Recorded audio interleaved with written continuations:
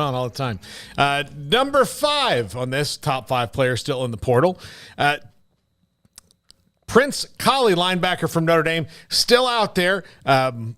Curious to see where he winds up, but it is, if you go through the portal, there's still a ton of players in it, and this might kind of go back to a little bit of the Deion Sanders discussion. When it comes to the top-ranked guys or the ones that everybody's after, it's slim pickings. Now, there's a couple guys on this list that, yes, everybody is still kind of going after, and these are the 5, but you go down and down, the bottom 2 here, 5th and 4th, according to On3, are their 112th and 128th ranked player. So you're not, not that these guys aren't good players, but again, it's not like you're getting what you were at the beginning here. But these are the best guys still in the portal. Linebacker Prince Kollie from Notre Dame has been in the portal for a little bit now. I'm always surprised to see defensive players leaving a Marcus Freeman system. But again, that's the nature of college football now, and we'll see where Prince Kollie winds up. Yeah, that's it's kind of odd to still be sitting there, or I would think awkward to still be sitting there at this point. Maybe some guys kind of have a better idea of what they're doing. Maybe he's one of them. But yeah, I just wouldn't feel great May 18th sitting with no team. Stuff's starting up. The countdown to the season's on. You're June starting 1st, that first week in June. Yeah, everybody comes back on campus if they haven't been. And it's get ready time. Yeah, so I know he played a bit for the Irish. I thought I saw a little quick search that Vanderbilt was linked to him, but again, that was like a couple weeks ago, and I haven't seen anything here lately in the last couple weeks. So maybe he's close to a decision. No idea there, but former top 100 guy. So. We'll see where he goes. Yeah, and is up there because of that, because he hasn't had the numbers just yet at Notre Dame. Number 4, running back Dayne Hunter left Liberty. He's in the portal, and now that Alton McCaskill has made his decision on Colorado, which I'm sure he labored over for a long, long time.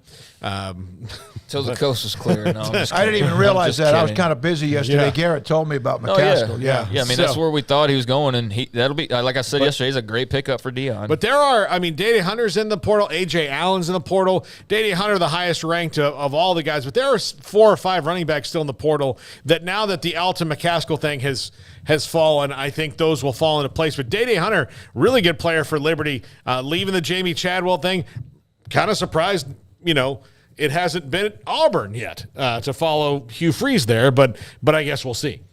Yeah, maybe Hugh Freeze got a better selection now at Auburn than he did at Liberty. I think that's probably a big part of it. Don't know much about Dayne Hunter's, post-portal entry recruitment and what's going on there, but yeah, it was a good player. Had, wasn't a 1,000+ yard guy, but he got in the end zone on a every other week type of basis, and had like 800 yards or so, 8 touchdowns I think was what the number was. So yeah, that's good, but at the same time, that's not anything that's like blowing your socks off at this point. And I can see where that's not, especially.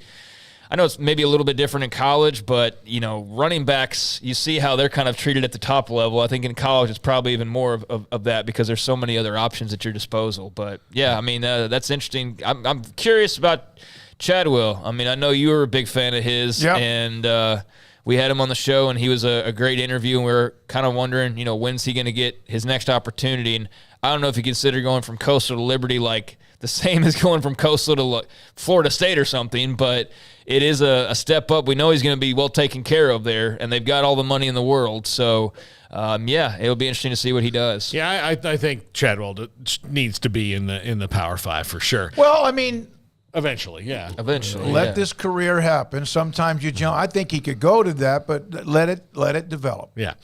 Number 3, Isaac Ukwu.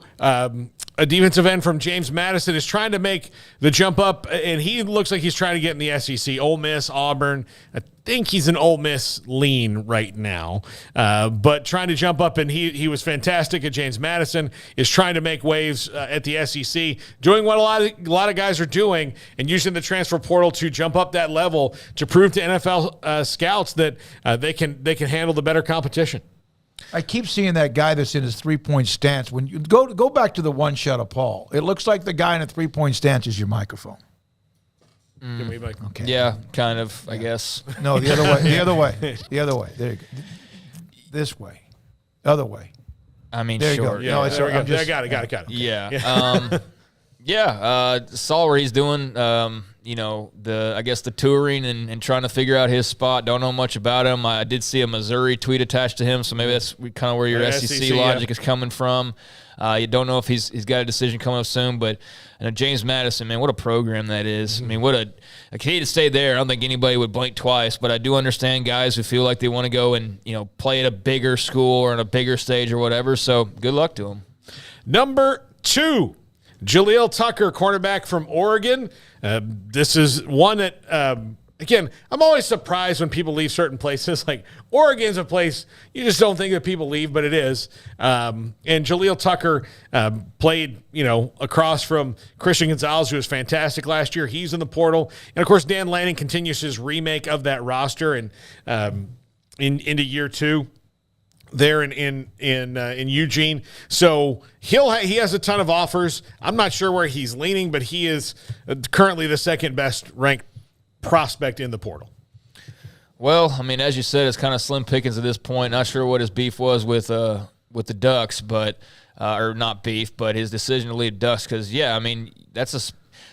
I mean, I see plenty of guys transfer from there, but it does seem like one of those spots that there's guys who are just kind of Oregon-minded and you kind of want to get far away from home, or you're wooed by the Nike stuff or just the scenery and whatnot. So, not sure what his exact reasoning was, if it was playing time or what it might have been, but interesting to always see a guy go from, that level and think that he can do a little bit better, I suppose. High-ranked recruit coming out of high school, so he's still going to have that juice around him. But again, it's pretty late in the game to be still sitting in the portal. Number 1, this one we know well, and this guy late entry into the portal, but Zakhari Franklin, wide receiver from UTSA, and another one that people have linked to Oregon, and we'll see. I mean, what works out there for Zakhari Franklin, and Jeff Traylor had a really good batting average and still does, but this one will be interesting to see where he goes to try to up his stock for next year. And you guys have said it, Craig, you've said it as well, is that he's got dudes that are going to replace Zakhari Franklin. It'd be great to have those dudes and Franklin.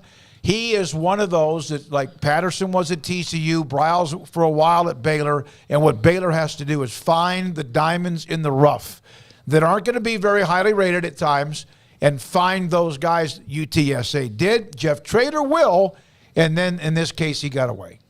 Yeah, I think I saw Colorado also linked to him, which, we know Dion loves Texas, and that would be another great get for them. And to be very clear, I don't think you just go and replace Zakhari Franklin like he's just your average Joe. But I do think it is a situation where Jeff Traylor can recruit well enough to where there's not much of a dip when all is said and done. And he's going to find great athletes that fit that system well.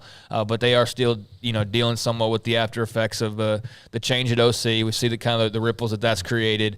But I'm surprised that Zakhari Franklin's out there. I can only assume that it's because he's weighing offers. I mean, that's what I figure, and I might be totally wrong on that. Maybe he doesn't have quite as much appeal as I assume, but I don't know. He's a pretty damn good player, and I thought he would be pretty quickly from one stop to the next. But then again, if you got a lot of suitors, maybe it's taking a little while, or maybe there's a couple you just really like, and it's hard to choose between Oregon and Colorado or whoever else may be involved. But I'm excited to see where he goes because I really enjoyed watching him with the Roadrunners. All right.